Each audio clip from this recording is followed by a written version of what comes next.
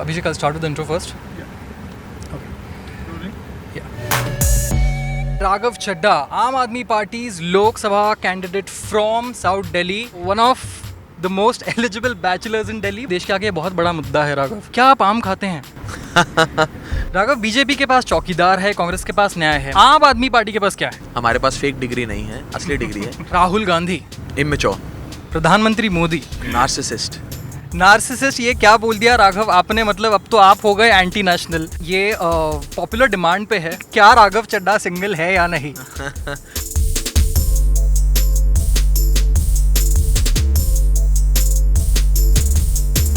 राघव, आजकल गैर राजनीतिक इंटरव्यूज़ और नॉन पॉलिटिकल इंटरव्यूज़ का एक फैशन चला है. तो मतलब क्योंकि ये सवाल मतलब हमारे प्रधानमंत्री जी से भी पूछा गया था कि देश के आगे बहुत बड़ा मुद्दा है राघव.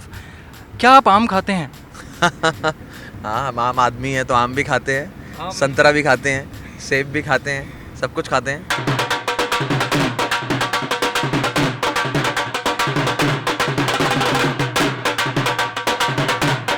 ये सवाल मैंने इसलिए पूछा क्योंकि मतलब कभी कभी कुछ एंकर को देख के लगता है कि देश के सामने मुद्दे खत्म हो गए हैं और इंटरव्यू लेके क्या पूछें. आप आम खाते हैं क्या? आप सोते हैं क्या? आपके अंदर इतनी शक्ति कहाँ से आती है? आप टॉनिक लेते हैं क्या? ये सवाल आजकल पूछे जाते हैं. पर मुद्दों की जहाँ तक हम बात करें राघव, आपके लिए इस चुनाव में क्या सबसे बड़ा मुद्दा है जिसके बिना पर ये लोकसभा इलेक्शन लड़ा जा रहा है? देखिए, दो मुद्दे हैं, एक मैक्रो लेवल पे और एक माइक्रो लेवल पे.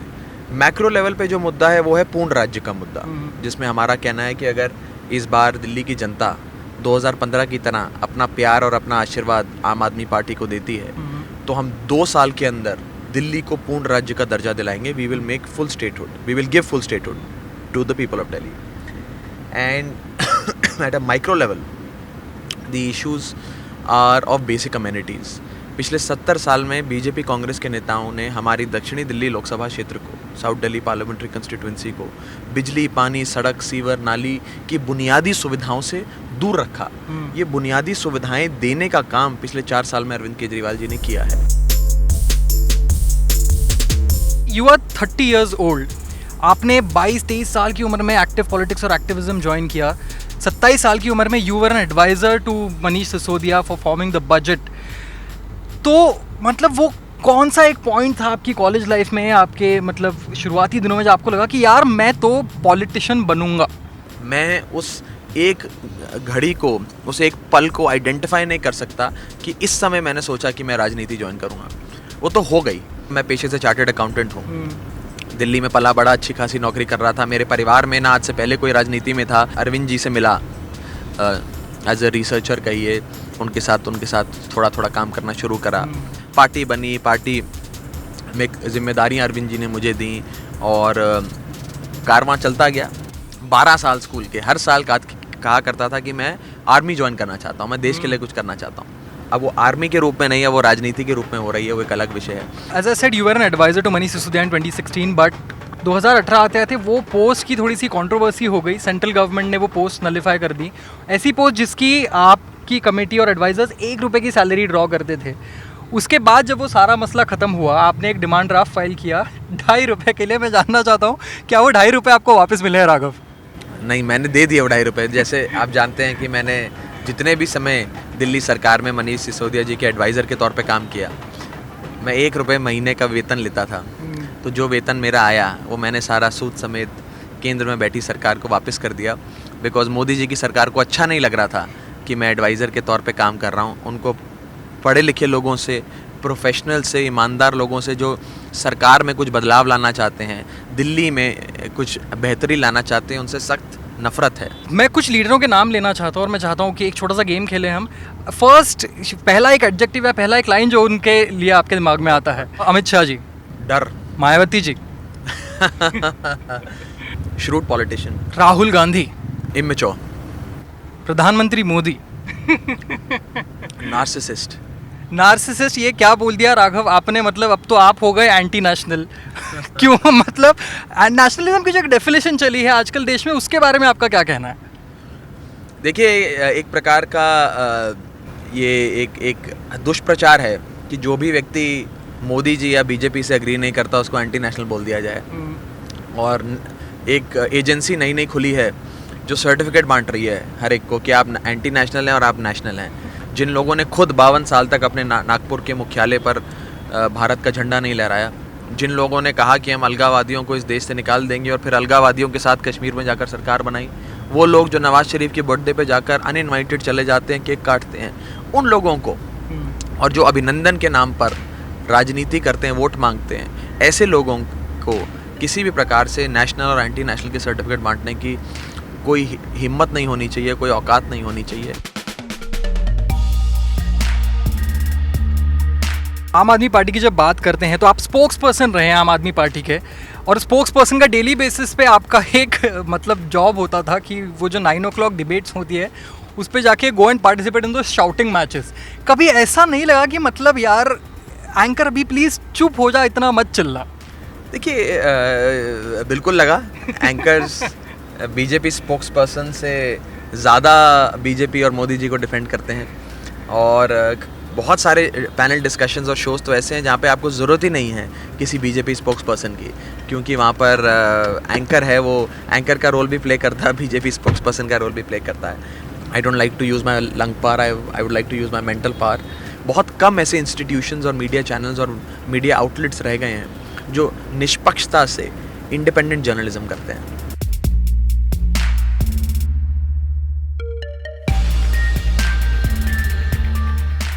राघव, आपके ओपोनेंट्स की जहाँ तक बात आती है, you have made your thoughts clear about your BJP opponent Ramesh ji. You are also pursuing a case against him. To what extent do you think an action might be taken on the concerns that you have raised about him concealing some information from the election commission? ये election commission ने जो करना था वो कर दिया, उन्होंने तो राहत दे दी उनको। अब मैं हाई कोर्ट जा रहा हूँ, मुझे पूरा विश्वास है इस देश की न्यायपालिका पे। अब एक बहुत इंपॉर्टेंट FIR, क्रिटिकल FIR हमारे सांसद रमेश बिदूड़ी जी के खिलाफ हुई, बिहार में हुई, जिसके अंदर एलिगेशंस हैं पूर्वांचलियों को मारने की, पीटने की है। जो क्रिमिनल केस है उसको छुपाना नहीं होता है, उसको जनता को डिक्लेयर करना होता है। उन्होंने वो जानकारी FIR की अपने एफिडेविट से छुपाई। जब हमने उनकी चोरी पकड़ी तो उन्होंने अपने स्टेटमेंट में चुनाव आयोग के सामने कबूला कि हाँ ये FIR है। मुझे नहीं पता था, मुझे आज ही पता लगा है, पर हाँ ये FIR मेरे खिलाफ है। अब मैं ये सारी चीज़ें हाई कोर्ट ले जा रहा हूँ। 40 से 45 दिन में रमेश बिदूड़ी जी का नामांकन रद्द हो जाएगा।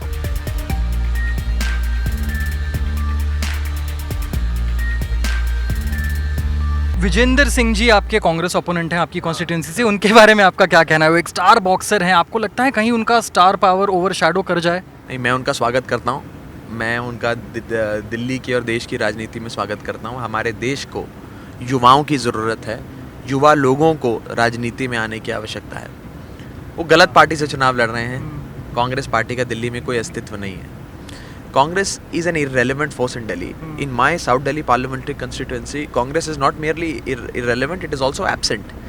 Congress को कोई वोट नहीं दे रहा है, पर कोई बात नहीं, उनका स्वागत है। I welcome his entry into Indian politics.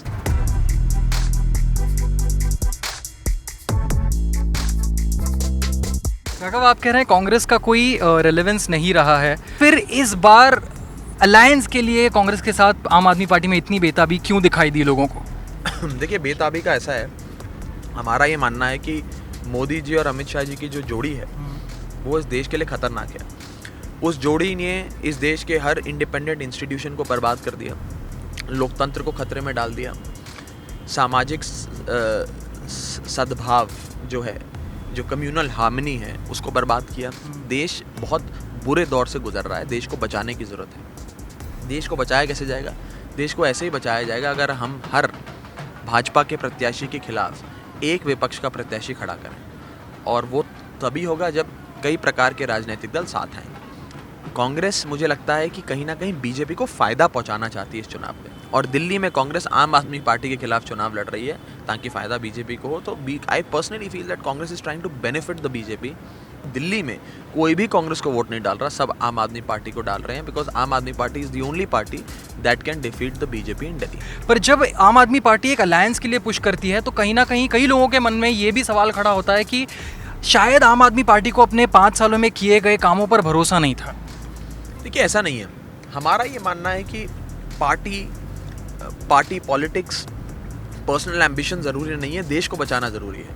केवल उसी भावना से और देश के लोकतंत्र को, देश के संविधान को बचाने के लिए हमने इस प्रकार के एक आइडिया को सोचा, उस पर विचार करा।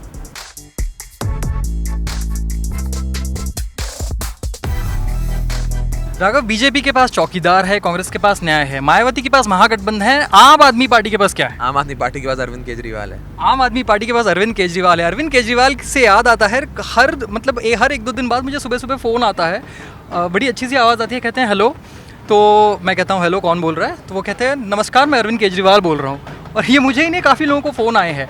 जब अरविंद केजरीवाल की बात करते हैं तो भारतीय जनता पार्टी में अमित शाह और मोदी जी एक figure bigger than the party बन चुके हैं। क्या आम आदमी पार्टी में भी अरविंद केजरीवाल एक figure bigger than the party बन चुके हैं आपके हिसाब से? कि अरविंद केजरीवाल जी पार्टी के राष्ट्रीय संयोजक हैं, हम सबके नेता हैं, मेरे नेता हैं। मैं तो पेशे से चार्टर्ड अकाउंटेंट हूँ। मुझे उंगली पकड़ के राजनीति में चलना उन्होंने सिखाया है, मेरे गुरु हैं, मेरे नेता हैं। He is the biggest vote getter. उनकी क्रेडिबिलिटी पर, उनकी पॉपुलैरिटी पर आम आदमी पार्टी चुनाव लड़ती है। अरविंद केजरीवाल जी से लोग प्यार करते हैं, मुझे अरविंद केजरीवाल जी का प्रतिनिधि समझते हैं, मुझे समझते हैं कि अरविंद केजरीवाल का सिपाही है, उनका करीबी, हम इसको वोट देंगे, इसको जिताएंगे। अरविंद केजरीवाल जी के नाम पर वोट पड़ता है। He is the face of the party, there is no doubt in that and we are proud of it. Raghav, एक आखिरी सवाल, और ये पॉपुलर डिमांड पे है। मैं दिल्ली से तो हूँ नहीं, तो मैंने कल व्हाट्सएप ग्रुप पे जब हमारा इंटरव्यू फाइनलाइज हुआ, मैंने दिल्ली वालों से पूछा कि भाई राघव जी के लिए कोई सवाल है तो बताइएगा। सवाल तो बहुत सारे आए, कुछ लड़कियों ने भी बहुत सारे सवाल पूछे, लेकिन एक कॉमन सवाल था राघव उसमें, प्लीज़ आस्क राघव कि क्या राघव चड्ढा सिंगल है या नहीं? आप बात बता दीजिए। I am single. Ladies, you heard that, Raghav Chadha is single man. मतलब, पर उनकी एक और कंप्लेन है कि राघव चड्ढा अपने फीमेल फैंस को सोशल मीडिया पर ज़्यादा भाव नहीं देते हैं। नहीं, मेरे कोई फैंस नहीं है। ये आप लोगों का भ्रम है कि मेरे कोई फैंस है, मेरे कोई फैंस नहीं है।